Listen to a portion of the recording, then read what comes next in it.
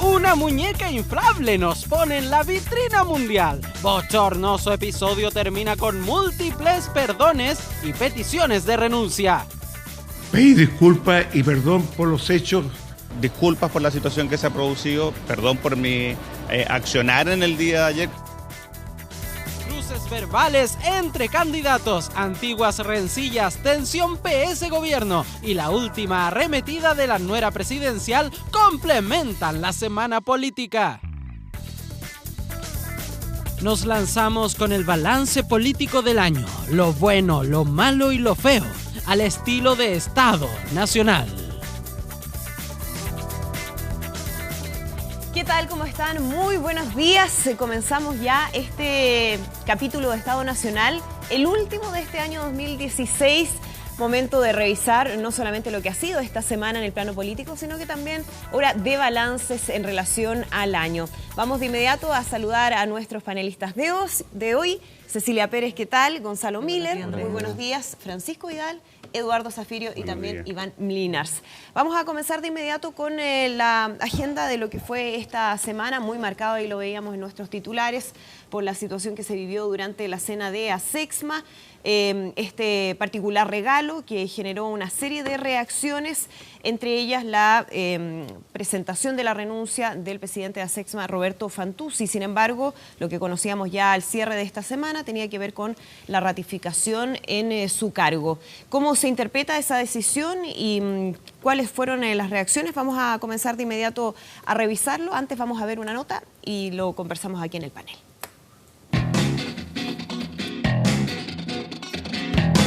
Lo que hicimos es un llamado justo a lo que está pasando en este país, que estamos terriblemente divididos y no nos lleva para ningún lado, lo hizo. Ese era el llamado, la médula. El chiste salió malo. Coinciden una entendida en comunicación política, un productor de eventos y una comediante. No, claramente fue un desatino. Una vulgaridad y una rotería el regalo. Aquí no estamos en un suburbio de Las Vegas, en una cantina de Las Vegas. Estamos en una reunión seria, se supone. El humor es una cosa completamente subjetiva. A ti te puede dar risa algo, a mí me puede dar risa otra cosa. Pero estas personas no hay espacio para que ellos jueguen con eso, ¿me entendí? Con los límites del humor. Es que yo tengo un humor más heavy, más negro que el tuyo. No al lugar nomás. Centro de Santiago, y en este edificio está ASEXMA. Abajito un sex shop, desde donde salió, historia conocida, la muñeca inflable que esta semana generó la polémica. El regalo con que Roberto Fantuzzi sorprendió al ministro Luis Felipe Céspedes, con leyenda para estimular la economía, en grata velada de la Asociación de Exportadores de Manufactura. Una cosa que, si usted es un tipo cualquiera, le hace opinar y ya. Si estuvieras en Navidad, de pronto abre uno de los regalos, ¡pum!, lleva una muñeca inflable. ¿No sonreirías? No, definitivamente no sonrío. ¿Te reirías? Sí, lo encuentro gracioso. Pero un hecho que, si usted es Roberto Fantuzzi, lo pone a pedir disculpas literalmente de capitán a paje. ¿Y usted ha pedido alguna vez disculpas literalmente de capitán a paje? Pido disculpas a todas las mujeres de Chile. Pero la verdad es que con la disculpa no se repara el daño. Además, al ministro de Economía, que lo involucré en algo que no le correspondía. Yo no tenía conocimiento del regalo que iba a recibir. Creo que la presidenta hizo una declaración. Creo que es inaceptable. Y también le pido disculpas a ella personalmente. Tras lo cual, y no sin debate interno, ASEXMA da espaldarazo para la continuidad al mando de un golpeado Pascuerito y sus regalos de antología. Pero lo que haya hecho, ¿no?, ASEXMA ya ha sido analizado por todos. Hoy queremos tomar otra perspectiva para verificar cómo obraron los protagonistas políticos de esta escena. Entre ellos, Alejandro Guillé. Fue inoportuno y nuestra reacción fue torpe por lo inesperado y fue una sorpresa. José Miguel Insulza. Cuando era joven ni siquiera soportaba los chistes de mujeres que contaban mis amigos, que leía yo eso hace muchos años ya. Entonces, pensar que yo pueda de involucrarme de alguna manera en el maltrato a las mujeres es una cosa que no es aceptable. O el ya mencionado ministro Céspedes. La sonrisa inmediata puede haber sido algo inevitable. Disculpas por la situación que se ha producido, perdón por mi accionar en el día de ayer. Pero haberlo devuelto, haberlo rechazado, no haberlo abrazado, no habérselo puesto... O sea, hay una cantidad de cosas que él podría haber evitado. Si yo soy una autoridad, debo actuar como corresponde decir como corresponde y hacer las cosas como corresponde. Esto no es una chacra, o no debería serlo. Ya sabes que a esta altura da lo mismo el ministro, que debería haber hecho el asesor, el que sacó la foto, el que la tuiteó, el organizador del evento, el productor, el otro gallo, o sea... No se le ocurra a alguien hacer ese regalo a un ministro. Yo creo que parte de la base del cambio cultural que ya está viviendo Chile y que algunas élites todavía no han reconocido. Porque ya lo decía un señor en la calle. Yo creo que es para eso. Se rieron todos los que estaban presentes al menos. Pero si uno lo mira en profundidad, dice Fantuzzi, yo creo que fue un error garrafal. Bien, veíamos ahí parte de las disculpas de Roberto Fantuzzi, del ministro Céspedes, las reacciones que se generaron el día después, no inmediatamente durante la cena, y en la fotografía que dio la vuelta al mundo se muestra que hubo sonrisas. La pregunta primero es si es que todos consideran que es inaceptable o alguien cree aquí que fue una humorada y que tuvo algo de divertido, que es alguna de las reacciones que uno también vio o leyó durante esta semana. Eduardo. Yo creo que es una prueba más de una vulgaridad creciente en muchos niveles de la sociedad chilena. Se confunde lo procaz con lo popular y no son lo mismo. Los italianos dicen siempre se puede cavar, en el sentido de que siempre se puede caer más abajo. Y lamentablemente parece que es verdad. Yo sobre esto, simplemente para decir 2 o 3 cosas más, recomendaría la lectura de una columna del profesor Agustín Esquella en el Mercurio, que me parece a mí que va a la médula del tema. En segundo lugar, sexismo y machismo, sí, sin duda, y la indignación de mucha mujer, afortunadamente, que hemos visto estos días, a mí me parece muy bueno, pero creo que no es solo sexismo y machismo, es mucho de eso, pero es una vulgaridad de alma que nos invade. Y en tercer lugar quisiera decir lo siguiente, porque para ser acumulativo con cuestiones que por lo menos a varios de los que estamos aquí, más allá de donde nos sentemos, yo sé que nos preocupa porque lo hemos verbalizado en este programa, la crisis de lo público. Hemos pasado de una política de la deferencia hacia las autoridades republicanas, probablemente exagerada, a la política de la falta de respeto absoluta, de la desmesura en el tratamiento hacia quienes, comillas, aparecen como autoridades y ocupan cargos. Y esto debiera llevar a meditar no solamente a los ministros, a los precandidatos, a las autoridades que estaban ahí, sino que al conjunto de las personas que hoy día estamos en lo público, sobre todo aquellos que ocupan cargos, sea en el Estado, por nombramientos como ministros, subsecretarios, pero también a los representantes populares. ¿Qué ha pasado para que hoy día cualquier patán en esta sociedad sienta que puede hacer una cuestión impensable en otros momentos históricos en un acto que, como dijo Cox, esta no era una despedida de solteros? Quienes estaban ahí no éramos un grupo de amigos que estamos de parranda a los 20 años o a los 25 o a los 30. Habían autoridades. Y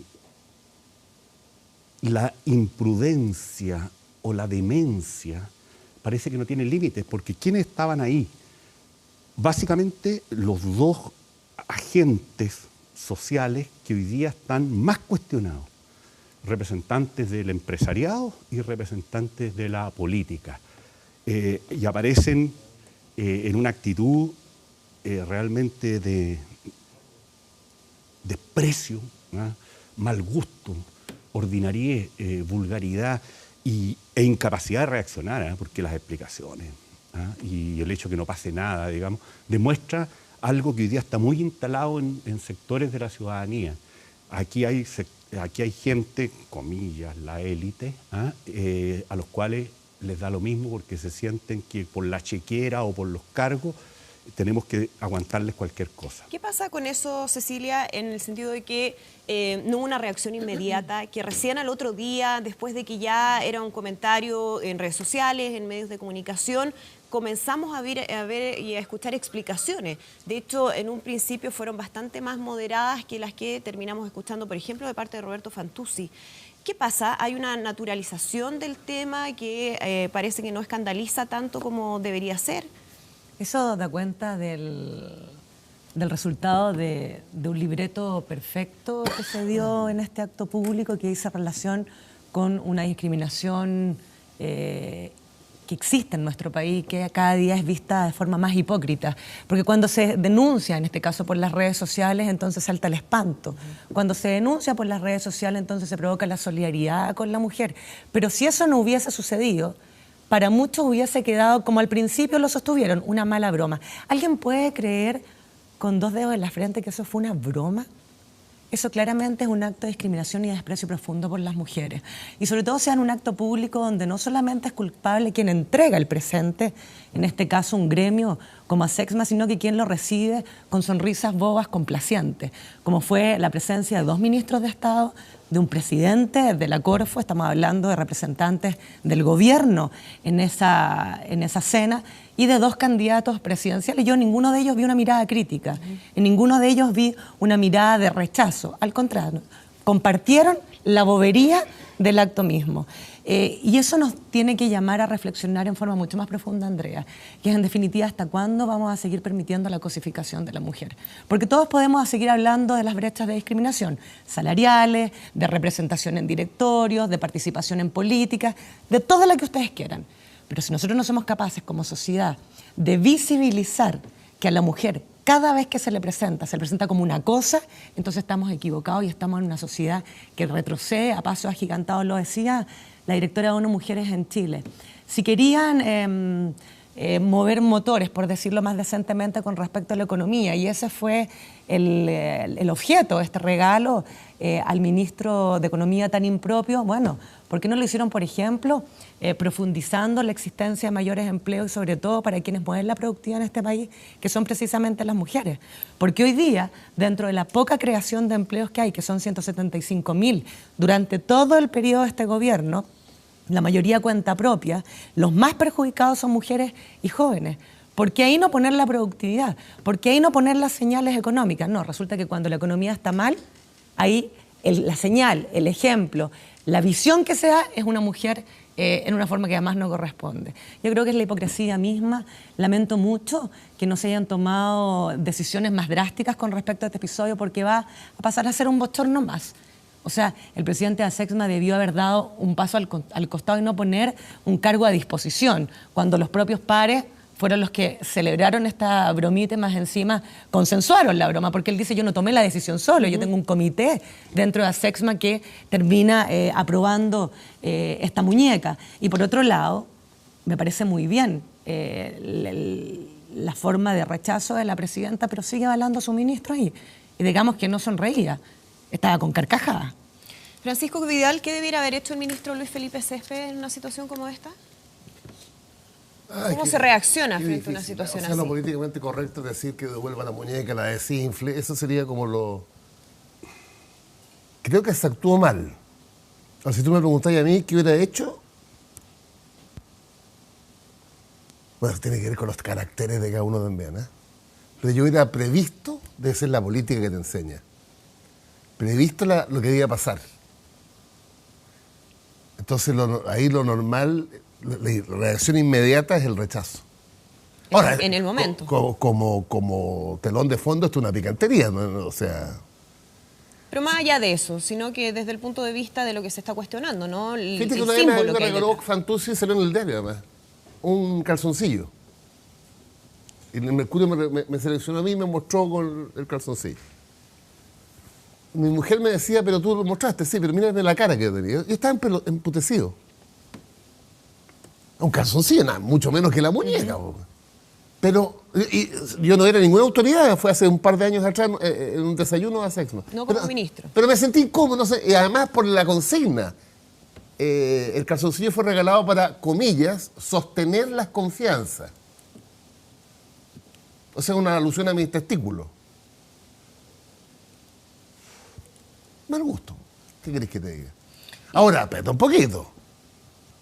Esto en un marco, como dice la Ceci, de una hipocresía brutal. Pero. ¿En qué sentido? Aquí hay un desfile por la Alameda de reivindicación de las mujeres. Se les sigue pagando un tercio menos a igual cargo, igual función que los hombres. 30% de brecha de discriminación salarial. Te garantizo que los que hacen eso están denodados por la muñeca. ¿Para qué seguir? Pero además, en la televisión, en comillas, el uso de la cosificación es cotidiano. Hay programas que se hacen en función de las pechugas. Y te garantizo que muchos de esos conductores de programas y editores de programas están en la fila alegando por la muñeca. Entonces, ¿y eso pasa también con las autoridades políticas? No, lo que pasa es que hay un machismo brutal. Yo soy lo menos conservador que se puede ocurrir en la vida, pero uno tiene que tomar dimensiones. Y en el Chile de hoy, para decirlo de esta manera, una cosa como esa es más de, como decís tú, de despedida soltera, de prostíbulo. Entonces no... Pero creo que todo fue malo. Todo. Iván, ¿y sabes por qué no hay reacción? Porque no hay conciencia del machismo y el sexismo en nuestro país. ¿Qué interpretación haces de la decisión de ASECSMA de haber mantenido a Roberto Fantuzzi como presidente? Dicen, bueno, hay una serie de características de lo que ha sido su trabajo, entonces se separa en relación a lo que fue su accionar en este capítulo. ¿Se puede hacer? ¿Se puede hacer la diferencia? ¿Y qué implica esa decisión finalmente de ratificarlo en el cargo? Hace pocos días en el diario apareció un rating de la figuración pública y aceptación de diferentes dirigentes gremiales. Y el más alto de los dirigentes era Fantuzzi, mucho más arriba que el presidente de la CPC, mucho más arriba de otros seres personajes. Entonces, para una organización pequeña como ASECSMA, eliminar a Fantuzzi creo que tiene un costo bastante grande y no me cabe ninguna duda que en la lógica del machismo que impera en Chile, que en eso yo coincido con Francisco, básicamente ese es el tema. O sea, fue tan vulgar, fue tan absurdo, fue tan fuerte la imagen que uno se empezó a fijar y todos se empezaron a fijar en más cosas. O sea, en la foto no hay ni una mujer, lo único que hay es una muñeca. O sea, el machismo que impera en Chile impera en todos los lugares. O sea, en el mundo empresarial, en el mundo de la publicidad, en el mundo de la educación, en todos los lugares. O sea, hoy día estamos discutiendo por qué las niñas tienen peores resultados en matemáticas. Y es porque básicamente al momento de educarlas, de preguntarles, ya hay un sexismo y hay una discriminación en ese espacio. Lo que llama la atención es que la respuesta del país es mínima. Lo tenemos súper claro que hay un machismo, pero ¿cuáles son las políticas para impedir o para modificar eso? ¿Cómo avanzamos en esa dirección? ¿Cómo establecemos que este tipo de situaciones sean inaceptables? Y eso pasa efectivamente por medidas. Esto es inaceptable. Y si es inaceptable, habrá alguien que efectivamente tendrá que pagar los costos por esta situación y no un tirón de orejas o una medida menor. O sea, en algún momento hay que decir, esto se acabó, esto tenemos que modificarlo. La cultura machista de nuestro país le hace daño al país, le hace daño a las mujeres, le hace daño a los hombres y le hace daño a la sociedad. Eso no aparece más cuando estamos en perspectivas de que Bachelet tuvo un impulso en su primer gobierno en esta línea muy fuerte. Lo tuvo cuando dijo, bueno, aquí vamos a tener un gabinete paritario. Y estableció un gabinete paritario. Y el retroceso en el empuje que tuvo Bachelet es evidente en este tema. Bueno, no es solamente culpa de ella, sino que también es que probablemente recibió suficientes golpes. Pero después de una buena cantidad de años, después de todo lo que ha pasado, creo que efectivamente la agenda de género en nuestro país está absolutamente atrás. Tenemos un gran desafío el próximo año, que yo creo que una de las pocas medidas que se han tomado en la próxima, la ley de cuotas. Exacto. Para candidaturas se va a implementar y ya están todos llorando que va a ser difícil, que va a ser complicado, o sea, todos lo hemos escuchado efectivamente en lo que están hoy día, pero creo que es una de las pocas cosas que se ha avanzado y que hay que tomársela en serio. O sea, no solamente que las mujeres vayan de relleno en las próximas listas parlamentarias, en las partes bajas de las listas, que vayan en regiones poco relevantes. Necesitamos efectivamente hay un escrutinio de toda la sociedad para que una de las pocas medidas que ha impulsado el país para dar igualdad a las mujeres en política se implemente de la mejor forma posible y sea efectivamente un avance y tengamos mayor representación de mujeres en el Parlamento en el próximo periodo. Iván dice algo importante ahí, Gonzalo. ¿Qué pasa con la agenda de género? Que fue en algún momento mencionada como un tema prioritario para el gobierno de la presidenta Michelle Bachelet. Una ministra, un ministerio de la mujer y la equidad de género. ¿Qué está pasando en lo concreto, más allá de las declaraciones de buena voluntad? poco. Es decir, al final del día, si uno mira, hay un consenso respecto de lo que pasó. Yo recojo en parte lo que, como inició Eduardo, ¿no es cierto?, el tema de la vulgaridad, el poco respeto a lo público. Y en ese marco cruza, ¿no es cierto?, el tema de, en este caso, la cosificación de la mujer, y nos permite hacer una evaluación de todo eso. Y yo felicito y agradezco el consenso que se produce tanto en los conceptos como en la reacción. No hay dos voces respecto de la condena, ¿no es cierto?, respecto... pero lo que sí hay un punto es que este es un episodio más. En este episodio fue el tema de género, el tema de mujer, el central. En otros episodios han sido otros los temas que han sido vulgarizados, que han sido trivializados, o grupos, distintos grupos que han sido pasados a llevar, digamos, a propósito de una discusión o cualquier cosa. Entonces dice, si hay una cultura que cambiar, y en eso estamos de acuerdo, hay una cultura que cambiar, que es muy difícil. Esto no pasa por una sola norma, pasa por señales. Entonces, cuando yo escuchaba el discurso de la hipocresía, yo lo único que nos pediría, no caigamos en la misma hipocresía de condenar sin hacer nada. Porque al final del día, las personas y los que gente que está en su casa mirando dice, ya está bien, todo el mundo rajó vestiduras, dijo, pero ¿qué pasó en la práctica? El ministro sigue ahí, no le pasó nada. ¿Debiera haber salido el ministro Céspedes?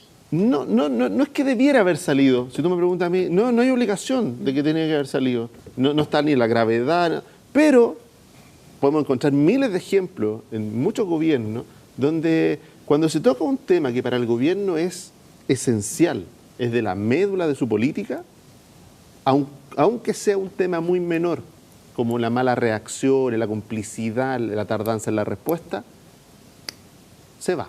Porque sí, ahí la gente percibe de que pasan cosas, que cuando se comete un error se pasa a llevar algo, que es lo que estamos relevando, ¿no es cierto?, el rol de la mujer en la sociedad y cómo avanzamos en ir terminando con las discriminaciones, todo eso queda en un discurso vacío, que es lo que le pasa a la política muchas veces. Queda en un discurso vacío, porque no pasan cosas en la realidad. No hay un correlato de hechos. Significa que esa persona, el día lunes, se olvidó, pasamos a otro tema, pasó la agenda. ¿Y qué hacen de las personas? Que entonces toda la gravedad, y yo la comparto, tanto de lo que significa para las mujeres, ¿no es cierto?, lo que significa para la sociedad en general, para aquellos que somos padres, ¿no es cierto?, para todos, ¿no es cierto? Yo no lo veo como solo un problema para la mujer, en una vida social donde estamos todos interactuando, debería ser un problema para la sociedad. No pasa nada. Y no pasa nada aquí, y no pasa nada en otras cosas, y de repente hay autoridades que meten la pata hasta el fondo, y más allá de decir, mire, bueno, me equivoqué, pero siguen. Entonces, asumo mi responsabilidad. Hay un ejemplo, Elia Molina. Aquí, en eso... Y ahí es donde chocan las cosas. Elia Molina salió por una declaración desafortunada y salió rápidamente. Y eso es algo que es una contradicción bastante grande. Y uno empieza a decir, bueno, ¿cuál es la regla? Sí, sobre todo, fíjate, con la indignación que yo vi a la presidenta. Yo pensé que la cosa iba a ser más dura. ¿Qué queréis que te diga? Porque además tiene que ver con como un cierto identidad de gobierno. Qué bueno que te acordaste de la Elia Molina, porque te acuerdas por el tema de la declaración respecto a las clínicas. Entonces yo pensé que esto iba a ser más duro como una señal.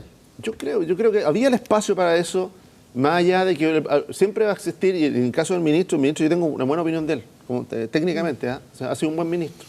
No tengo reparo. En Chile no están muy contentos con él. Podrá haber, claro, diferencias. Cuando uno es ministro de Economía, ¿no es cierto?, podrán quejarse uno, pero lo ha hecho bien como ministro. El tema es de que a veces uno en la vida queda cruzado en una situación. Y él en este minuto quedó cruzado en una situación. Y la impunidad que se provocó en torno a él y a Fantuzzi, más allá de que... Porque está bien lo que dice Iván, sí, obviamente para un gremio que es pequeño, que está identificado, Segma y Fantuzzi ya es como que fueran lo mismo. Por lo mismo el daño para Segma. Ojo, el daño para Segma.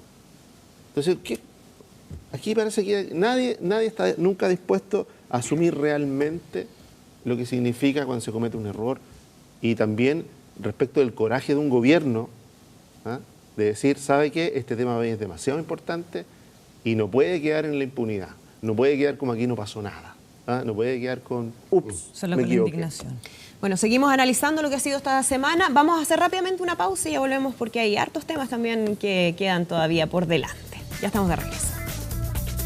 Se me olvidaba que...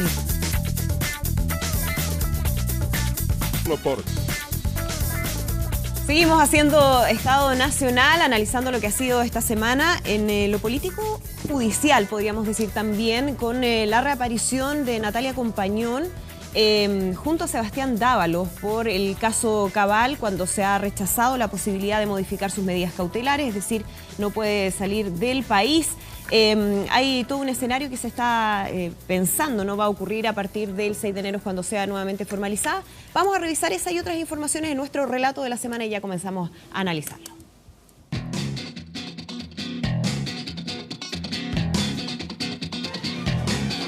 La temperatura se nos fue de las manos. Hasta los 37,3 grados llegaron los termómetros esta semana en la capital y el calor nos recuerda que ya viene el verano. Fue ese mismo calor el que sintieron nuestros políticos al elevar la temperatura de sus debates, peleas o intercambios de opiniones. Vea cómo reaccionaron los protagonistas en este relato de la semana. Entre Lagos y Guillé saltaron chispas, y es que alguien descubrió que el senador por Antofagasta realizó supuestos servicios para la consultora del ex ministro Enrique Correa. Quien filtró la información no se sabe, pero para Guillé hay responsables. Sectores del laguismo que están por destruir todo para tratar de zafar una situación incómoda y no están tratando de enlodar a todos, están desesperados porque su candidato no prende. Pero el expresidente prendió con la declaración y respondió. Si él comete el error de ponerle nombre a eso, yo le diría, demuéstrele, señor. No es mi interés este debate de unos con otros. Sin comentarios. Mientras tanto, la directiva socialista le decía al PPD que ellos seguirían su itinerario presidencial. En resumen, descartaron una primaria conjunta y Lagos ve de lejos opción de ser candidato único de ambos partidos. Ahora fue Lagos Weber el que prendió con la declaración y respondió. En el PPD vamos a actuar más rápidamente y creo que en enero vamos a tener proclamado algún candidato nuestro y el PS tendrá que tomar su ritmo. Yo le respeto sus tiempos, pero voy a seguir abogando para que ojalá los puedan adelantar dentro de lo más que puedan. José Jurasek le mandó un recado por la prensa a su amigo Sebastián Piñera. Dijo que solo el exmandatario sabe cuántas otras operaciones Perú o préstamos LATAM existen y además hizo una predicción. Si estas operaciones salen a la luz, Piñera tendrá una derrota segura. ¿Qué habrá querido decir con eso? Es una advertencia al sector. Yo les reitero, lo dije hace días atrás, el plan B, el plan C de la derecha es algo que está en curso. A nuestro sector no le conviene el fuego amigo. Y por lo tanto creo que esta carta, si él tiene esa información, que se la entregue de manera privada. Yo quiero recordar que por mucho menos que esto, Goldborn tuvo que renunciar en 24 horas. Entonces no podemos tener doble estándar. ¿Y qué opina el expresidente? Si yo quisiera contestar todas las advertencias o consejos que recibo, me pasaría la vida en eso. Así que cada uno es libre de opinar. Pero Chile Vamos no podía dejar las cosas así, y por medio de una carta y con emoción le expresaron su solidaridad y respaldo a Sebastián Piñera. Le hemos pedido formalmente, a través de una carta, que sea nuestro candidato. Le expresamos que lo apoyamos, creemos que es la persona más capacitada. Recibió el planteamiento con mucha emoción, con mucha alegría. También hay un planteamiento en orden a poder adelantar eventualmente su decisión. Reconozco haber cometido errores, pero no delitos. En Rancagua se sintió una alta temperatura porque hasta ahí llegó Natalia Compañón para pedir la modificación de sus medidas cautelares, pero le dijeron que no, y la nuera de la presidenta Bachelet se quedará con arraigo nacional y firma mensual, pero sin viaje a Estados Unidos. Esto parece un circo romano, donde si yo tengo la opinión pública en contra, los fiscales actúan en consecuencia con esto. Han filtrado con descaro información, incluso de carácter privado. Si hay alguien que no esté conforme, existen las vías administrativas, las vías judiciales para reclamar. Por nuestra parte, al menos, no hay ningún otro interés que no sea establecer la existencia de delitos y que se sancionen los responsables. Natalia quedó molesta, pero se fue a cumplir con la ley acompañada siempre de Sebastián Dávalos. Asimismo, se fueron los políticos a sus casas este fin de semana, entre peleas y discusiones que aún están al rojo vivo y que seguramente seguirán dando de qué hablar.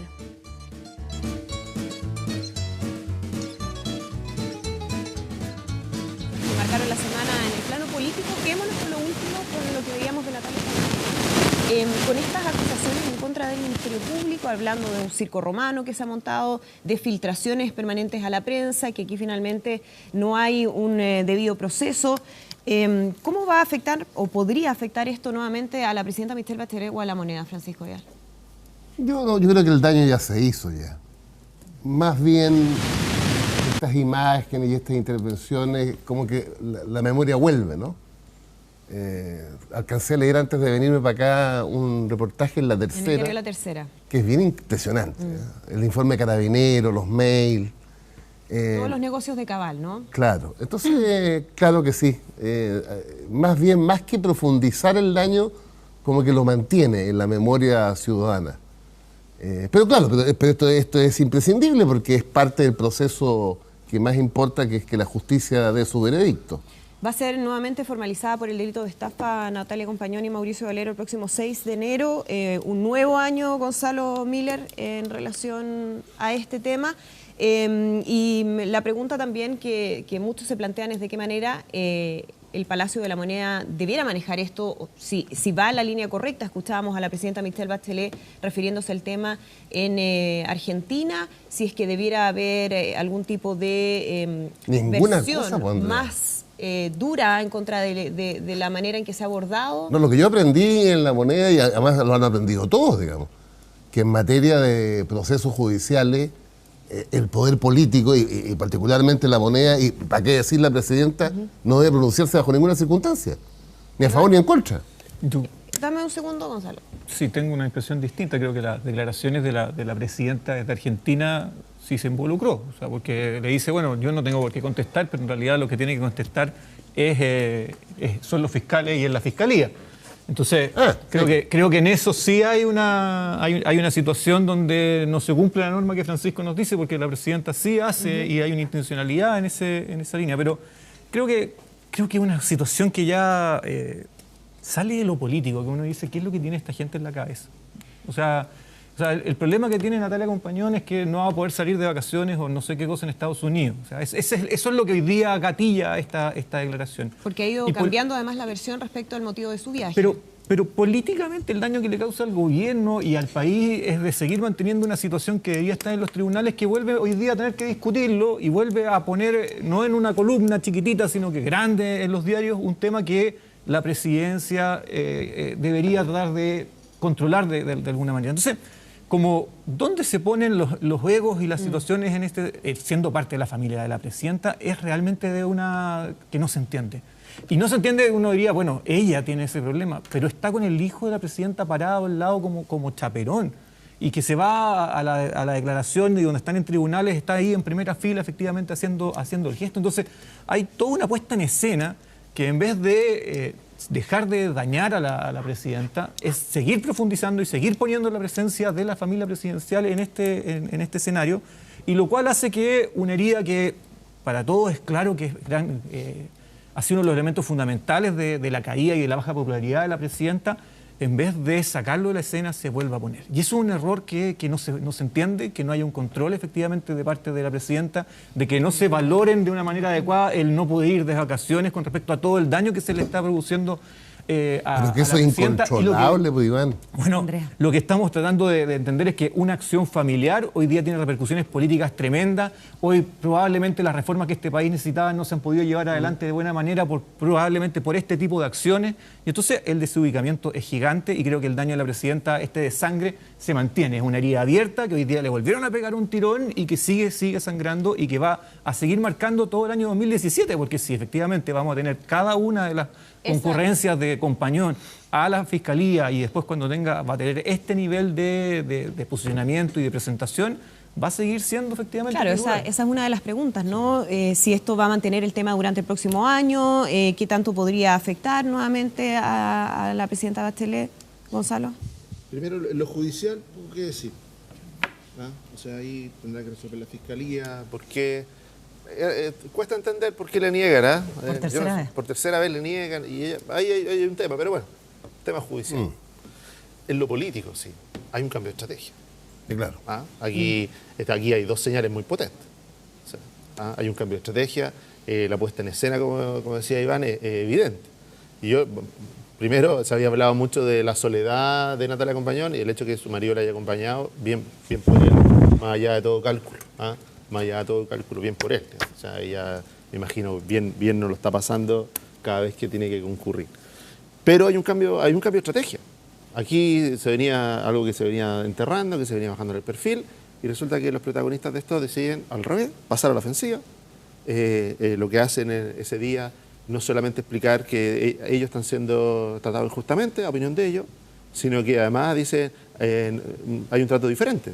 No, aquí la Fiscalía, respecto de ciertas personas que también aparecen mencionadas, no hace nada, y mencionan a Lidia Uriarte.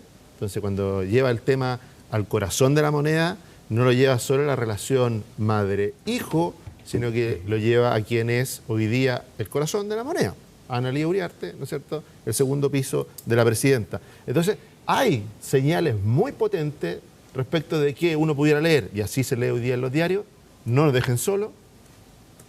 Ese mensaje está ahí, ese subtexto está muy evidente: no nos dejen solos. Aquí lo que podemos encontrarnos es que esta pareja puede empezar de alguna manera a entender de que su problema, y así hacen el punto ellos en la conferencia, es más político que judicial, y por lo tanto van a empezar a operar bajo una lógica más política, de compartir los costos, de aumentar la presión hacia el Palacio de la Moneda. Y en eso puede ser de que esto, en medio de una visita a Argentina, en medio de un esfuerzo muy importante y binacional, de ministros, agenda conjunta, y la presidenta se ve obligada a responder respecto del caso Cabal. Después de haber hecho un gran esfuerzo por tratar de sacarlo a la agenda, de disciplinar a los ministros respecto a no pronunciarse, se ve obligada a pronunciarse una vez más sobre esto. Entonces, está claro que aquí hay teclas que se están tocando y que apuntan a un cambio de estrategia para enfrentar este caso, y la reacción de la moneda yo no la miraría tanto en lo comunicacional respecto a lo que dice, sino de lo que hace. Si realmente esta pareja siente esa soledad, eso se va a mantener o va a cambiar, se van a empezar a sentir más acompañados hacia adelante. Yo creo que hay que empezar a ponerle el ojo en las reacciones y en lo que hace la moneda. Recordemos que hasta hace poco algunos apuntan a este nuevo abogado como alguien que había provocado este cambio de situación, pero recordemos lo siguiente: trascendió con mucha fuerza que los abogados anteriores habían sido proveídos directamente por personas del entorno presidencial y de la moneda, y que era su manera de tener control del caso. Está claro que perdieron el control del caso, está claro que se van a tener obligados a pronunciarse, y que en el fondo de aquí a este año que nos queda, le queda a este gobierno, este va a ser un episodio más del caso Cabal. Cecilia y Eduardo. Uno llega a la conclusión, al menos yo, luego de ver toda la audiencia de petición de levantamiento de medidas cautelares, lo que sucedió después, en ella sobre todo me refiero a Natalia Compañón, de que lamentablemente, lo digo con estas palabras, el gobierno de la presidenta Bachelet va a ser recordado por este caso. Y se va a marcar desde un principio hasta el final por este caso. Porque recordemos que la presidenta empieza a bajar su adhesión popular, injusta o justamente, a mí me parece más bien injustamente, mucho antes de la caída de las reformas, justamente a raíz del caso Cabal. Y con eso se golpea tal vez el atributo más importante que ella ha tenido siempre, que es justamente la credibilidad, esa capacidad de generar empatía, de generar confianza. Y cuando uno va viendo el desarrollo del caso Cabal, desde que le creían, no le creían, desde que sabía, desde que no sabía, etcétera, uno llega a la conclusión con este hecho que sucedió esta semana, es que la ambición de Natalia Compañón no tiene límite. Y en eso me da la impresión que la ascendencia que tiene en su marido tampoco no tiene un límite que uno pudiese decir hasta acá, uno pudiese ver una actitud distinta en él. Y lo otro, que yo creo que ellos abdicaron a la conciencia que significa el sentido de responsabilidad de ser quienes son, de involucrar a la presidenta de la República en actos que son absolutamente particulares e independientes de ella. Y esto yo lo veía coronado justamente en lo último que han comentado todos, cuando la presidenta hace esta gira de pocas horas, Argentina, país con el cual Chile tiene que tener una agenda de productividad, de confianza, de cómplice en el escenario internacional tan potente, además con ambos gabinetes, 18 ministros la acompañaron, además de asesores, y lo que se releva es justamente al lado del presidente Macri, a mí me dio mucha vergüenza, al lado del presidente Macri, la presidenta teniendo que responder por su nuera ambiciosa. Yo eso lo encuentro complicado, lo encuentro injusto para la presidenta Bachelet, pero lamentablemente creo que no se va a poder zafar este mote de encima justamente por esta pseudo amenaza que ellos, y hablo de ellos, no solamente Compañón, sino que Compañón y Dávalos, decían establecer esta semana cuando hacen esa conferencia de prensa, cuando se le conoce la voz a Natalia Compañón, donde dispara de Chincolajote, acusa a circo romano, acusa persecución de la fiscalía, acusa justamente de una participación dentro de sus negocios a la asesora más directa de la presidenta Bachelet, vale decir, como se dice en chileno, no deja mono parado.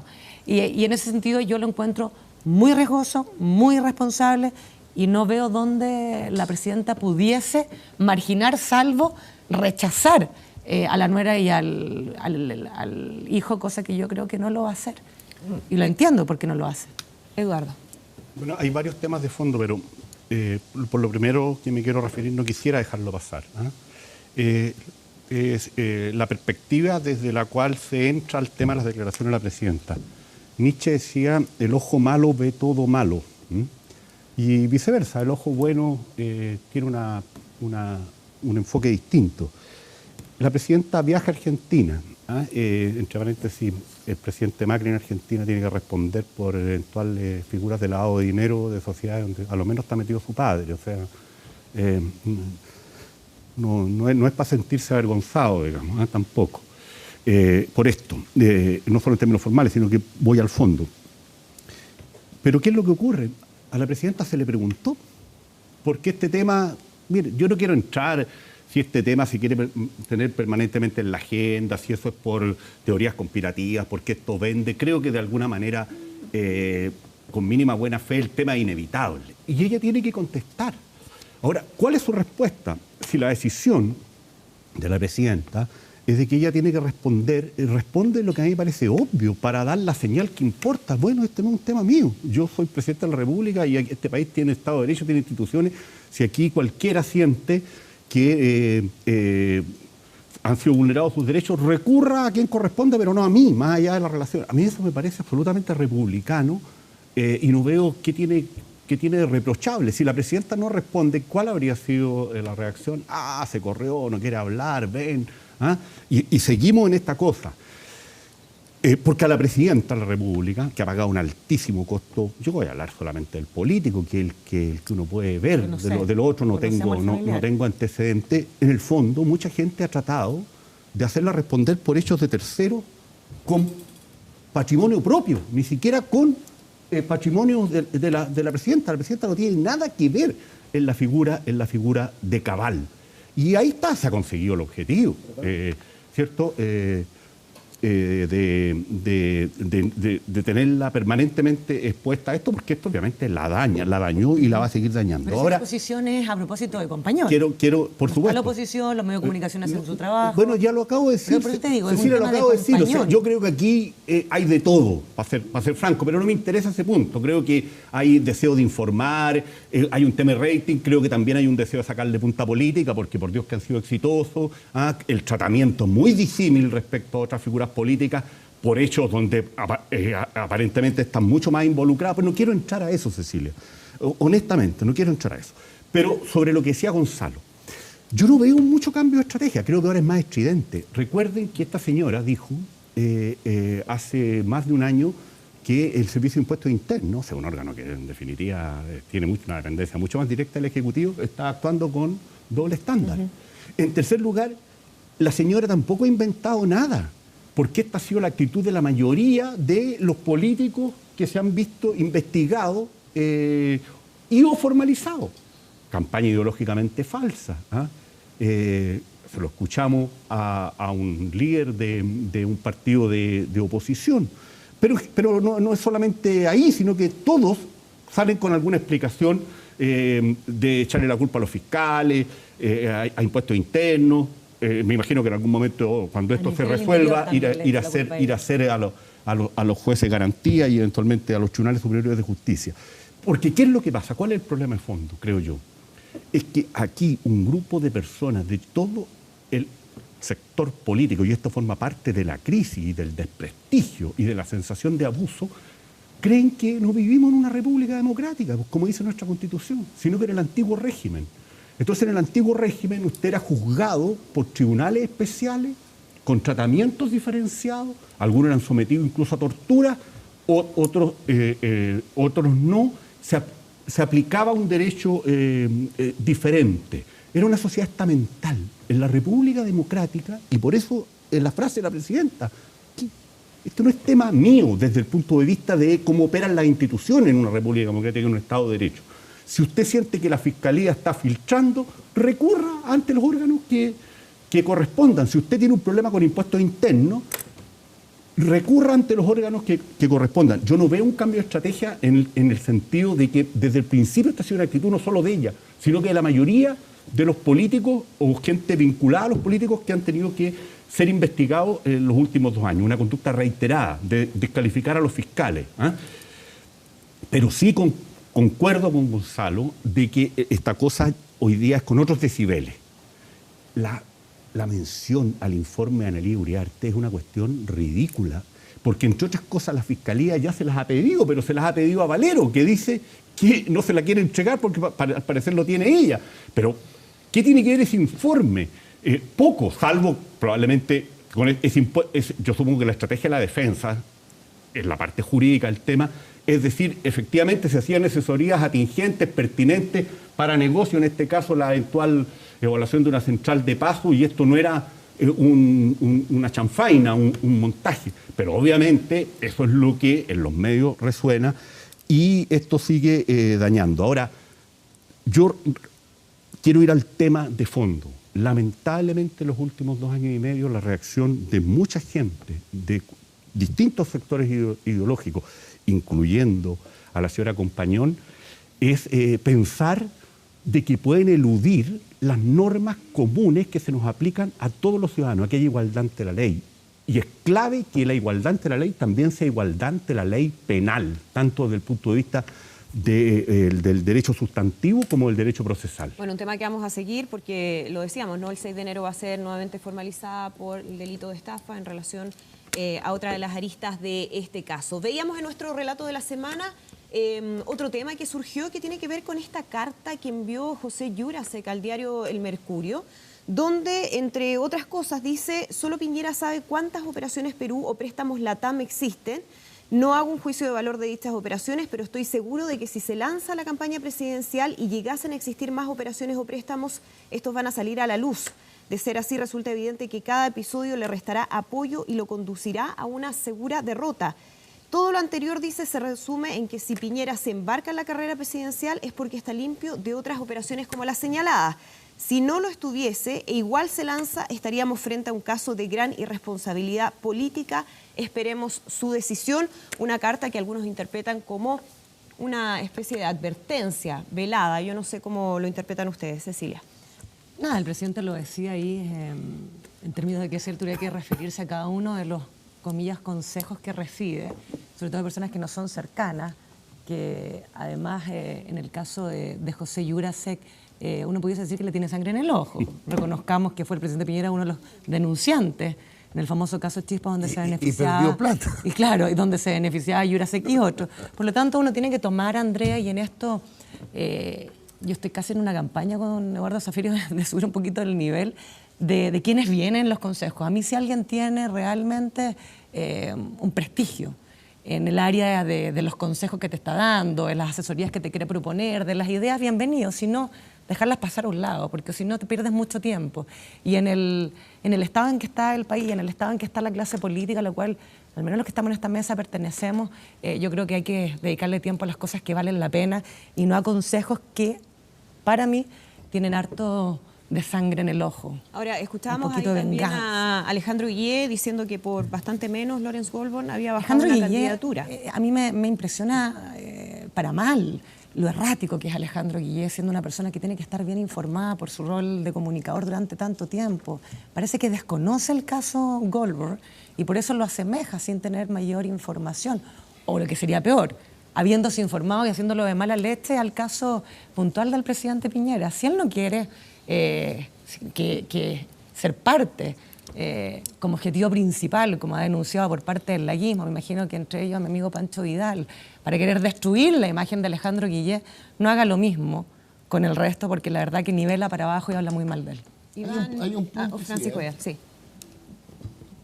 Yo creo que la carta, además, es de una es de una agresividad brutal.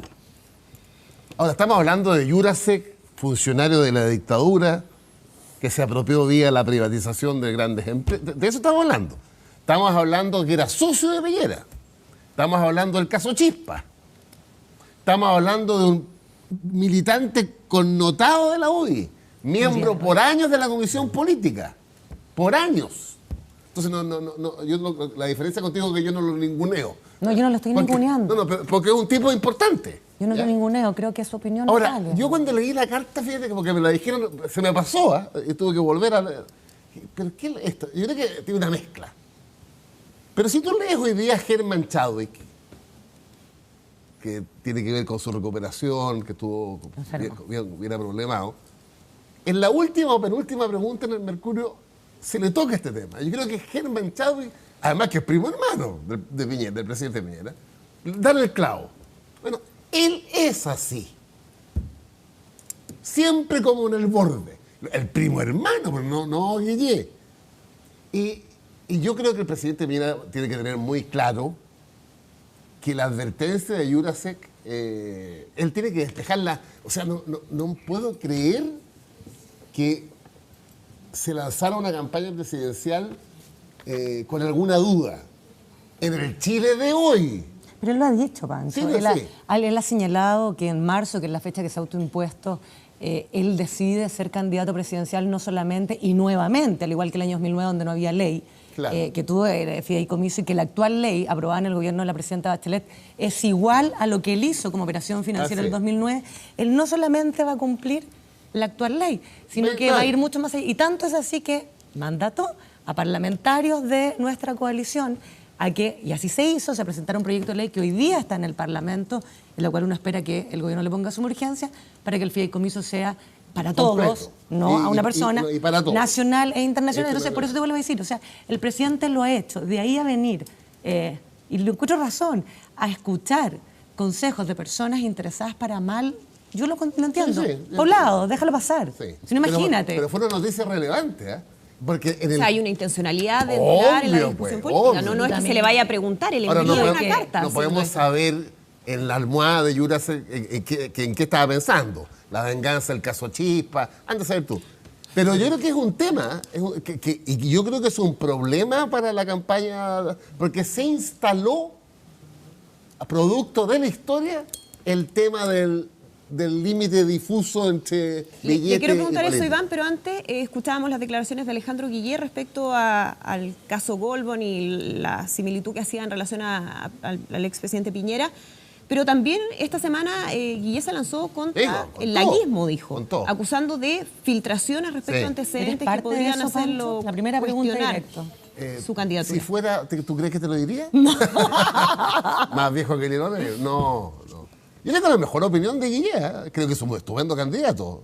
Mi opción por Lagos tiene que ver con otras razones. Tiene que ver con que creo que Lagos tiene mucho más experiencia que Guillé. Ya te estás cambiando. Espera que termine el año primero. ¿Qué problema tenés? No, que pues la gente se puede confundir porque el gran Guillé. Interprétame. Pero esto fue amigo, ¿qué está pasando en el interior de los precandidatos? Es parte de los temas que no nos ayudan. O sea, no solamente Guillé enojado acusando al laguismo de la filtración. Y yo te quiero decir que la explicación de Guillé fue porque había trabajado con Enrique Correa. Es que te sumaba todos los temas, te sumaba lo de la fundación, lo del caso de Montesinos, su asesor. Como dice Máximo Pacheco hoy día, y yo estoy completamente de acuerdo con esa afirmación, el presidente Lagos no requiere guerra sucia. Efectivamente estamos en un problema, o sea, hay 7 meses para revertirlo, para ganar en la primaria del 2 de julio. Pero creo que el tema es más complejo en el mundo nuestro, mucho más, en mi opinión, preocupante que lo de Alejandro Guillé, la división que tiene el PS y PP. Vamos a hablarlo. Iván, volvamos al tema que estábamos mencionando, la situación de Sebastián Piñera. Y Francisco Vidal hablaba de esto, de que se instale esta línea delgada de cuestionamiento respecto al rol en los negocios y su rol como posible presidente. ¿Tú consideras que va a ser un tema permanente en la campaña, si es que efectivamente se confirma como candidato? Piñera es un tema que conoce de sobra. En su candidatura anterior, gran discusión durante toda la campaña fue sus paquetes accionarios relevantes y la mayoría de Chilevisión por manejar un canal de televisión, de un equipo de fútbol como las acciones que tenían Colo-Colo y de LAN, por mencionar algunas de las cosas. O sea, efectivamente, salió presidente electo con toda esa discusión en contra y después todo lo que se dio en los primeros meses de su gobierno cuando se deshizo de alguna manera de la propiedad de esos paquetes accionarios y de esas compañías. Lo cual uno hubiese supuesto que era un tema cerrado. Y lo que ha pasado con sus negocios fuera de Chile, vuelve a posicionar el mismo tema, pero por otra arista. O sea, que sus negocios se manejen en las Islas Vírgenes, que es un paraíso fiscal, es un tema que tiene que explicar. Y ahí se hace la conexión con Goldberg. Esa es la conexión que se está haciendo. Dice, Goldberg también tuvo que salir a explicar por qué tenía los recursos fuera de Chile y no los manejaba en el país en el que está. Piñera tiene que explicar esa situación. Los negocios y los paquetes accionarios que compró en diferentes pesqueras o en una pesquera en Perú y cómo se manejaban esos negocios donde estaban directamente involucrados sus hijos, que eran los que están en el directorio que resolvía las inversiones. Entonces, sin ninguna duda, es un tema que se ha puesto arriba de la mesa que Piñera tiene que explicar y claro, una estrategia puede decir, oye, nosotros no vamos a estar explicando cada una de las cosas que nos están preguntando, pero es un tema que fue relevante en la elección pasada, es un tema que va a seguir siendo relevante y que hoy día aparezca Jurasek con esta carta es como lo que nos decía, si es el ojo bueno o el ojo malo. Uno puede decir el ojo malo porque han sido rivales en el tema de los negocios, también podría ser que efectivamente que es una persona que conoce el mundo de los negocios y sabe que efectivamente pueden haber. No sabemos, no estamos en la cabeza de ninguno de los dos para saber qué es lo que está pasando, pero algo pasa. Que hoy día, en esta elección, el nivel de transparencia que la ciudadanía exige es aún mayor que lo que hubo en cualquier elección en nuestro país. Y eso a Guillé hoy día también le tocó. Entonces, salir denunciando al laguismo, porque efectivamente han aparecido temas que no aparecían en su currículum, que no aparecían en sus publicaciones, que son relevantes para entender efectivamente cuál es el desarrollo que ha tenido él como un personaje público, por decirlo de alguna manera, es muy mala explicación echarle la culpa al laguismo o a otros que le están tirando piedra en el camino, porque además no se han desmentido. O sea, que participó en la fundación de la minera escondida, la minera más grande hoy día del país, donde se distribuían recursos en esa dirección, que participó en diferentes actividades de uno de los lobistas fundamentales de nuestro país, como es Enrique Correa. Y cada una de las acusaciones que aparecieron eran ciertas. Lo que me parece lejos más grave. Eran ciertas. Entonces el tema que es que hoy día están todos los candidatos arriba de la mesa, tienen que dar explicaciones. Las estrategias no pueden ser como la de Piñera, yo no puedo dar, porque es algo relevante. Fue relevante y va a tener que seguir siendo relevante. Y en eso me sumo, porque las explicaciones hasta ahora han sido insuficientes. El cuadradito que aparece en el mostrador, que dice cuántos días lleva sin explicar efectivamente, creo que va a ser relevante y el tiempo está corriendo y seguimos en un sector importante de la ciudadanía considerando que sus explicaciones son insuficientes. Y algo en las encuestas se está diciendo. ¿Las explicaciones? Dos cosas. Una estoy de acuerdo con Iván, en la otra no. Qué bueno, por suerte. La primera, me acusan de... Por eso están sentando al frente, para que no sentarle en la oposición. Estoy de acuerdo. Hoy día hay un nuevo estándar, transparencia 100%. Dame con Pancho, enfrentado a un cuestionamiento hay que responder. Y eso hay que reconocerle, el presidente Piñera lo ha hecho. Él, no a través de tercero, no, él directamente. Ante cada situación que él sentía que tenía que dar respuesta, lo ha hecho directamente y ha dado la respuesta. Ahora, ¿en qué no estamos de acuerdo? Bueno, pedirle a la izquierda que encuentre satisfactoria y que apruebe, que apruebe. Yo no le pediría tanto a la izquierda chilena, o sea, no, ¿para qué tanto? ¿Ya? Pero sí, el juicio ciudadano es abierto. O sea, habrá personas que escuchan esas declaraciones y las consideran suficientes, otras me imagino que no, y algunos uno va mirando el apoyo que concita el presidente Piñera y uno ve que es bastante importante, no solo lidera la encuesta, sino que además es consistente. Las personas se van informando y los temas se van abordando. Yo creo que eso es así, va a ser así en la campaña, pretender que vayamos a tener una campaña de guante blanco sería reírnos nosotros mismos entre nosotros, porque es lo que he venido conversando con Eduardo durante meses, ¿cierto? Hoy día la política está metida en esa situación y de alguna manera esto es un anticipo de lo que viene para la campaña. Yo sí hago una reflexión respecto de Guillé, de una diferencia. Es que estoy de acuerdo con Pancho. El Guillé en silencio, un gran candidato, no paraba de subir. Desde que se puso a hablar, errático, generosamente dijo Cecilia. Ha metido la pata varias veces. ¿En qué? en que, por ejemplo, él sintió que él, a diferencia de todo el resto, él no tenía que dar explicaciones de nada. De que había cambiado había omitido cosas de su currículum, había omitido su participación con Enrique Correa y su relación con el mundo empresarial. O sea, él, a diferencia, y resulta que para la ciudadanía, todos están en lo mismo. Todos tienen que responder frente a cada requerimiento. Entonces, el Guillé que habla me genera mucho más dudas que el Guillé en silencio. El Guillé en silencio tiene una estrategia y lo está haciendo bastante bien. El Guillé que habla, parece que pasa mucho cuando vienen candidatos que no son propiamente de trayectoria, no tienen experiencia, no tienen herramientas muchas veces, se tienen que asesorar y el asesor le dice, no, usted al presidente Lago respóndale así, y le pasan la tarjeta, dígale esto. Entonces dice, y tropieza.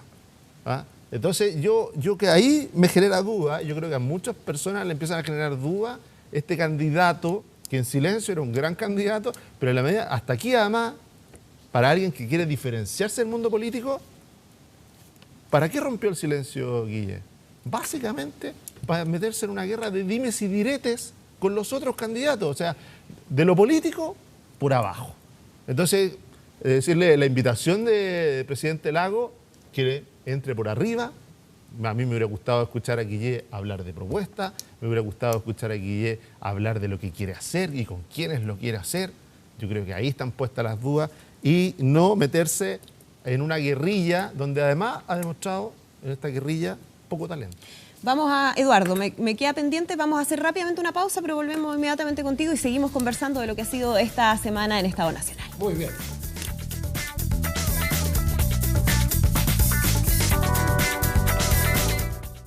Hola. Conversando aquí en Estado Nacional respecto a lo que ha sido esta semana en lo político, habíamos dejado pendiente la opinión de Eduardo Zafirio en relación a la situación del expresidente Sebastián Piñera, lo que está pasando también en la nueva mayoría. Eduardo. A ver, mi primer número romano, habrá tiempo después para desarrollarlo cuando evaluemos el año, es que hoy día la política chilena, en términos de esfera pública, es un lodazal. Y por eso acabamos de hablar 20 minutos de las declaraciones de la señora Compañón. Y quienes somos de la nueva mayoría tenemos que asumir que tenemos que hablar de eso.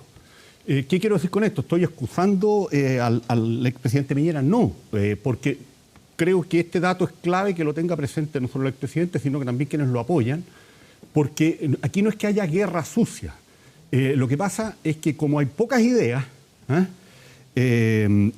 a lo más algunas ocurrencias, y además el cuadro es de restricciones, por lo tanto no se puede hacer demagogia si es que uno realmente quiere orientarse hacia el gobierno. Hay que salir ¿por dónde? Por campañas negativas. Y el expresidente Piñera está expuesto, probablemente no solo él, pero quizás como ninguno, a la tendencia de las campañas negativas. Pero ojo, para mirar el cuadro completo, este no es un tema de la izquierda, como dice Gonzalo, porque Jurasek no es de izquierda, es de la UDI. Hermógenes Pérez de Arce, que ha escrito cosas tremendas en contra del expresidente Piñera reiteradamente, lleva una década en eso, es un hombre bien de derecha. Entonces, el expresidente Piñera, yo mismo lo he dicho, yo trato de ser justo con el expresidente Piñera y he dado mi opinión en varios aspectos positiva. Yo he dicho, no se puede decir que el expresidente Piñera no es un demócrata, creo que lo es. Estaba conmigo en el Caupolicán en el año 80, digamos, yo era un estudiante de Derecho, él estaba ahí con don Pepe. Yo estaba en la calle. No sé, llegaste tarde. No alcancé. No alcancé. Tarde. Como en el programa, o sea, una conducta reiterada. Nadie puede decir el gobierno del presidente Piñera el expresidente Piñera se vulneraron los derechos humanos, se vendió Codelco, nadie podría decir eso. Pero el expresidente Piñera tiene un flanco como ninguno en materia de relaciones política-negocio, y con actuaciones, lo voy a decir con una palabra que me parece a mí que podría ser neutra, con un gran nivel de opacidad hasta aquí. Y eso lo expone, y esta cosa está hacia atrás y está hacia adelante. Entonces tiene que enfrentar una primaria. Y esa primaria dentro de la derecha, como va a ocurrir dentro de la nueva mayoría, pienso yo lamentablemente, también va a girar en torno a campañas negativas. ¿Dónde le van a pegar al expresidente Piñera? Con todas estas situaciones hacia atrás y estas situaciones que están ahí, digamos, y que nadie sabe cuál puede ser el curso que pueden tomar. Bueno, en estas materias, tercera cuestión que quiero decir. cuando uno vive en la sociedad de la desconfianza, y esto es mundial, pero en el caso chileno yo diría ya con un nivel de paranoia, la demanda por transparencia es brutalmente exagerada. O sea, aquí falta que a las personas que están en lo público se le pidan detalles sobre su intimidad. Y probablemente hay mucha gente dispuesta a venir a los canales de televisión, Andrea, y contar en qué posición hace el amor. Porque a esos niveles hemos llegado en medio de la ordinariedad, la vulgaridad y el morbo. Yo no tengo dudas que habrían personas para sacar votos dispuestas a eso. Entonces, esta demanda de transparencia, si aquí solamente falta que algún opositor de este gobierno o del anterior o del que venga diga transparénteme los gastos reservados.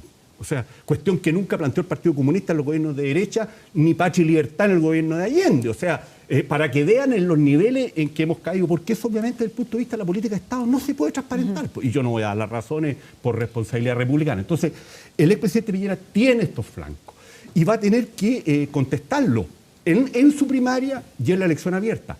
No va a ser el único objeto, no de campañas basura.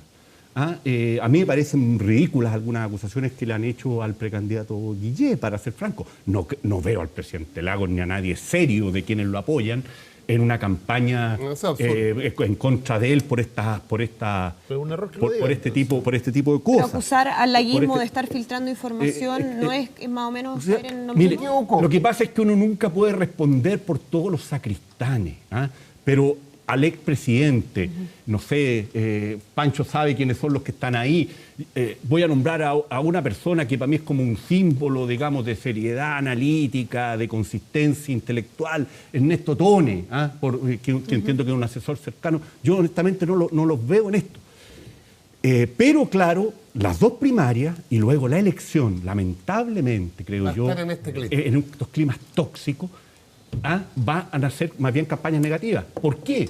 Porque hay ocurrencia y pocas ideas. Y en segundo lugar, porque ¿qué es lo que tendría que decir un candidato presidencial serio de cualquier bloque? Bueno, mostrar que se acabó la bonanza, que los problemas de una sociedad con $24.000 per cápita son súper complicados, decir cosas que yo creo que tienen conciencia los precandidatos de la derecha y del centro izquierda que califican mejor, que tenemos la política desplomada, que tenemos un problema severísimo de calidad de la política, que tenemos que reformar el Estado, que tenemos que hacer una política basada en la excelencia y en el mérito, pero eso significa ser impopular de partida en las propias bases de apoyo. Eso es uno de los temas que se viene para el 2017. Vamos a hacer hora de balance. Este es el último programa de este año 2016, así que vamos a comenzar de inmediato a evaluar lo bueno y lo malo de este año. Cecilia, yo te vi que estabas ahí haciendo la tarea, así que partimos contigo.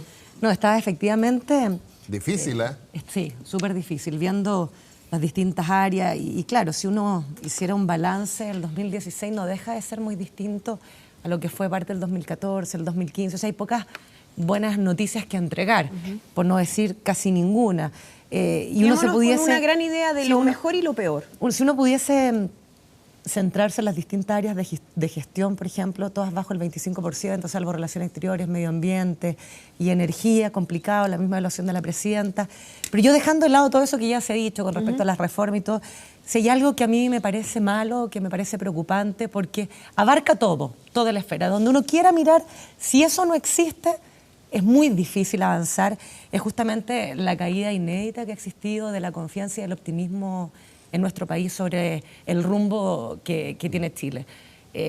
Cuando uno analiza las distintas medidas de evaluación y se queda solamente en ese ítem y ve el deterioro de las confianzas y ve el deterioro del optimismo respecto de nuestro país, uno se da cuenta que la crisis que tenemos es profunda y que la crisis, si no somos capaces de solventarla a nivel de todas las áreas políticas, económicas, gremiales, sociales, incluso desde la sociedad civil, me preocupa mucho el futuro del país.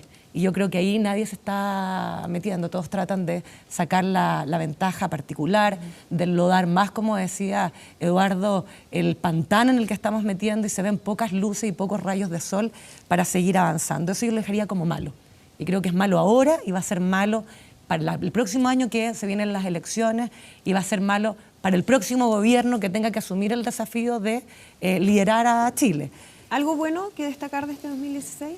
Algo bueno que a mí me parece que es una buena práctica que ha tomado al menos en los últimos 2 acuerdos que se han sacado adelante por parte del gobierno, y que también, si tú lo lineas, es malo para aquellos que son actores relevantes de la nueva mayoría, que es justamente haber roto este paradigma del no diálogo, del decir nosotros ganamos, constituimos la nueva mayoría y ganamos con una amplia mayoría en el Parlamento, por lo tanto la minoría, que es la oposición, no solamente quedó mermada, sino que quedó desechada de la construcción de diálogos, de las reformas. El gobierno entendió de que tenía que construir acuerdos, y por eso no solamente sacó adelante por tercera vez que se les había caído el reajuste del sector público, sino que también política pública de gratuidad que va a ser beneficioso para los CFT y los IP. ¿Y por qué te digo que eso yo lo veo positivo? Creo que volver a relevar los acuerdos es sano en democracia, se necesita en democracia y profundiza y fortalece la democracia. Nos quedamos, Cecilia, lo con malo esos dos. Que actores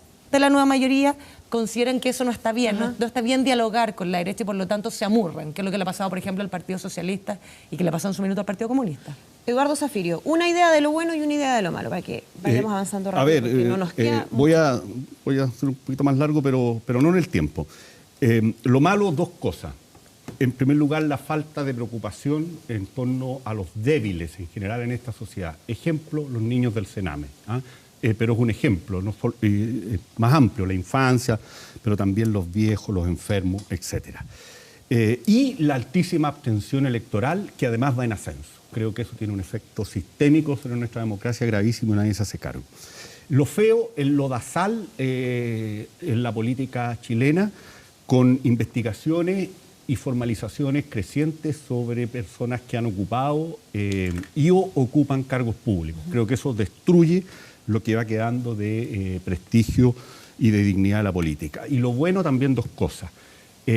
La CACEN, por la disminución en la cifra de pobreza, y el hecho de que el desempleo siga en torno a 6,4, 7, 6,4 en la última evaluación, 6,9, 7 cuando sube por la estacionalidad, a pesar de que el crecimiento económico de estos últimos años es de una mediocridad espantosa y que podría haber provocado, como en algún momento incluso aquí alguien lo insinuó, no un panelista, sino que un invitado, desempleos de 2 dígitos. Iván Linares, tu balance de este 2016 con lo peor y lo mejor. Yo quiero, son varias cosas comunes, así que me voy a centrar en algunas de las que no se han dicho. Creo que lo más nocivo que hoy día tiene para hacer política y la forma de gobierno es cómo se desacopla el gobierno y los sectores políticos de cada una de las organizaciones sociales, y que no hay ningún tipo de conexión ni alianza para que se puedan establecer. Están rotos los puentes y los ejemplos son muchísimos. Y me voy a centrar en una de las grandes reformas que tiene este gobierno y que se propuso, que era la educación superior, y hoy día la situación de que el Ministerio de Educación, que impulsa este gobierno, no tenga el apoyo de ningún sector de las universidades, ni de los estudiantes, ni de los académicos, ni de los rectores, es gravísimo. Entonces estamos haciendo una reforma en base a ¿qué? No hay diálogo, no hay conversación, no hay capacidad de llegar a acuerdos, y entonces efectivamente vamos a hacer una reforma que hoy día es a contrapelo de todo el mundo y que va a terminar siendo negociada con la derecha sin tener ningún respaldo dentro del mundo donde se va a implementar. Creo que como ejemplo, pero así lo podemos revisar en cada uno de los lugares. O sea, el gobierno y la gente que hace política se abstrae de las realidades que pasan en cada uno de los sectores y llegan a acuerdos que están totalmente desacoplados. Creo que eso es algo que se sigue instalando, que la mayoría de las candidaturas que hoy día se están planteando siguen repitiendo esa forma.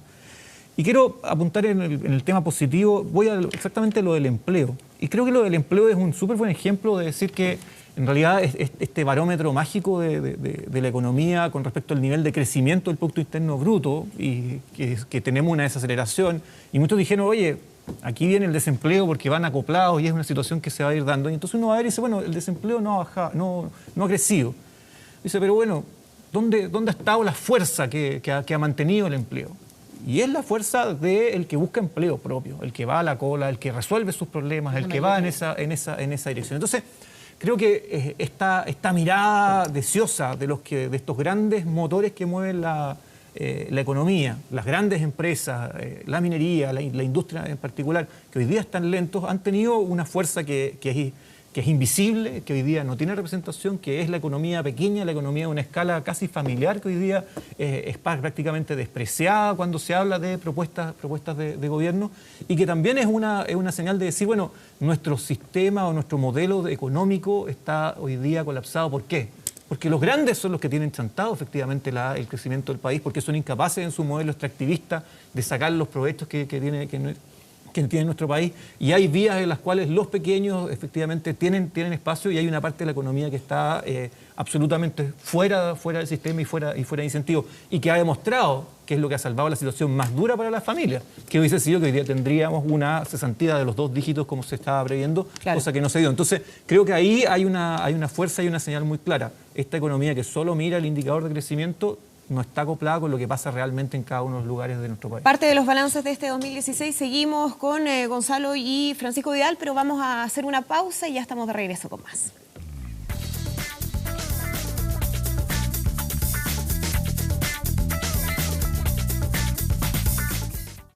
Hola. Estado Nacional, mientras termina de sentarse Francisco Vidal.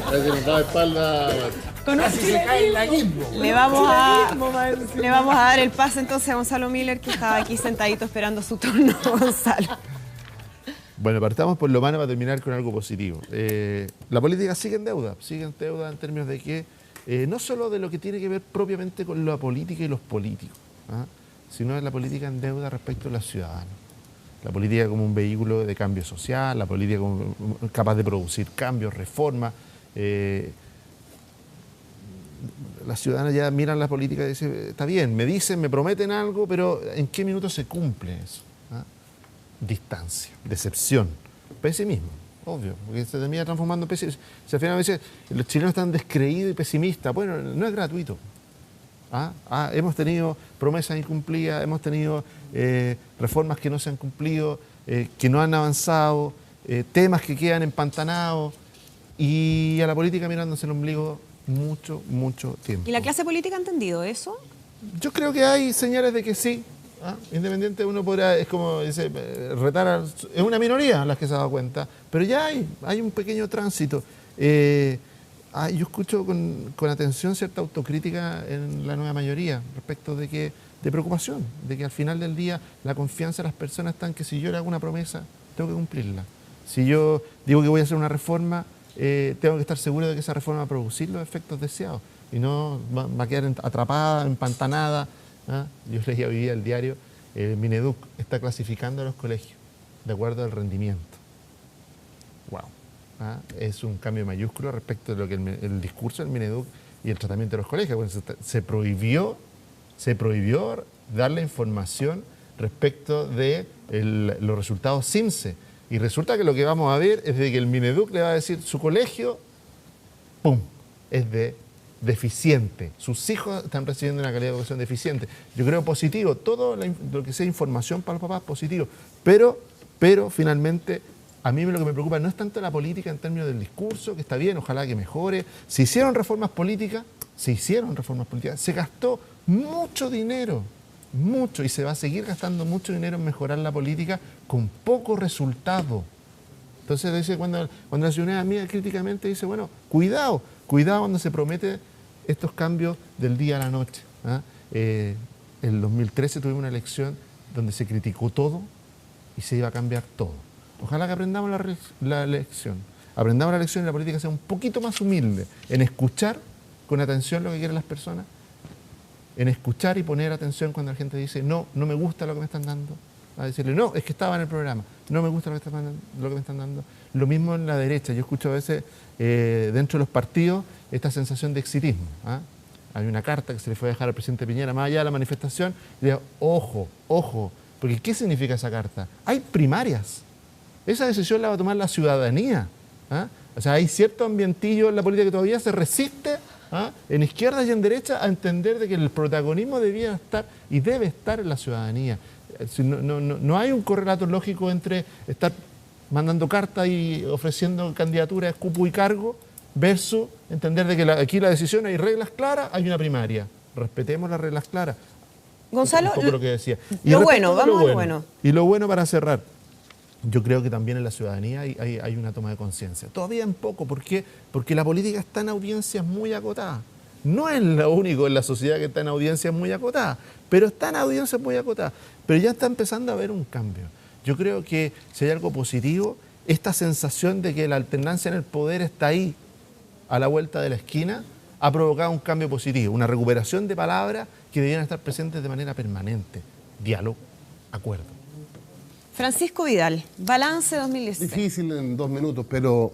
¿Difícil para quién? Para mí. Yo diría que lo peor, tenemos coincidencia, lo malo es la desconfianza entre las personas y las instituciones. O sea, en la última encuesta que vimos, todas las encuestas, la caída de las instituciones. O sea, si tú me dices, el cáncer de Chile es la desconfianza. Ahora, el tratamiento es la verdad, ¿no? La transparencia y la verdad, pero dura. Y el cambio de actitud. Pero mira, ahí está. Ahora, la confianza se gana en 10 años y se pierde en 1 minuto. Por eso es un tema largo. Entonces, y lo bueno, yo decía, ¿con qué criterio digo lo bueno? Yo me voy a aterrizar en la gente concreta. Por ejemplo, las tan vilipendiadas reformas en general, fíjate. Me metía, caso por caso. Bueno que tengamos 80.000 nuevos cupos en preescolar, suponte. Que nadie lo habla. Bueno que el fin del copago siga ampliándose, que nadie lo habla. Bueno que tengamos, como decías tú, entre 90.000 y 100.000 familias que el próximo año van a mandar a sus hijos a Arinacap, al Duoc, al CFT, y no van a pagar, con el alivio que eso significa para esa gente. ¿Te fijas? Entonces, hay cosas que nuestro error fue la expectativa que genera la frustración. Mira, me metí a contra en el tema de los hospitales. El tema que ganó es que no se cumplen los 20. Pero se nos olvida que en lo positivo van a haber como 13 o 14 o 15. Un dato nomás, porque lo pregunté. Entre el 90 y el 2014 se construyeron de todo 80 infraestructuras hospitalarias. Entre el 2014 y el 2021, 82. ¿Te fijas el enfoque político que hay errado? Y en eso, Pancho, solo una cosa muy pequeña. Para poder rescatar eso, hay que sacar la cultura a la trinchera. Porque, obvio, muchos de los logros que tuvo y tiene este gobierno, ¿por qué quedan invisibilizados? Imagínate los cambios respecto de la gratuidad de la educación, porque fue un acuerdo. Y hay gente en la nueva mayoría que prefiere renegar del logro, desconocerlo, claro, en función de una mirada ideológica. Lo que te quiero decir es que, como todo en la vida, las luces y sombras.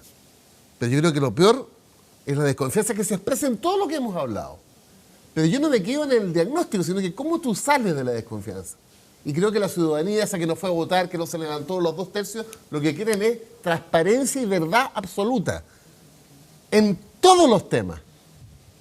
Y como te decía, en el balance positivo hay cosas, me parece que de las mejores cosas de este año es lo que hizo la presidenta Bachelet en enfrentar el tema previsional, que no da para más. Claro, a mí me faltan muchas definiciones. Yo tengo varias propuestas, pero el solo hecho que la presidenta, y nadie lo discute, que aumente en 50% la cotización a cargo del empleador y se comprometa a tener un nuevo sistema previsional, estoy pensando en los 3 millones de pensionados, y particularmente en el 1.300.000 pensionados que están en el pilar solidario. Estoy pensando en las 500.000 personas que su pensión a partir del 1 de enero sube de 92 a 102 lucas. Pero es que nos falta más. ¿Y esa reforma se termina en este gobierno? O sea, es un compromiso. No, tenemos que mandarla al Parlamento. Está bien, pero no se alcanza a cerrar. Ese es el tema. Y vamos bajar la expectativa, digo yo. Sí, nos vamos a la pausa. Nos vamos a la pausa, volvemos de inmediato.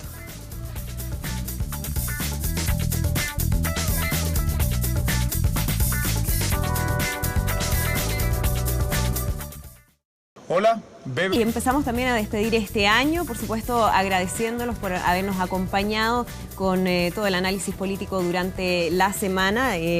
Vamos a hacer una pausa, por supuesto el 25 y el 1 de enero, así que vamos a volver con la misma energía de siempre el próximo 8 de enero para seguir analizando lo que va a ser el 2017. Muchísimas gracias a cada uno de nuestros panelistas. Gracias, que Andrea. tengan bonitas fiestas, ustedes también en sus casas, y nos reencontramos entonces próximamente. Que estén muy bien. Buenos días. Muy bien.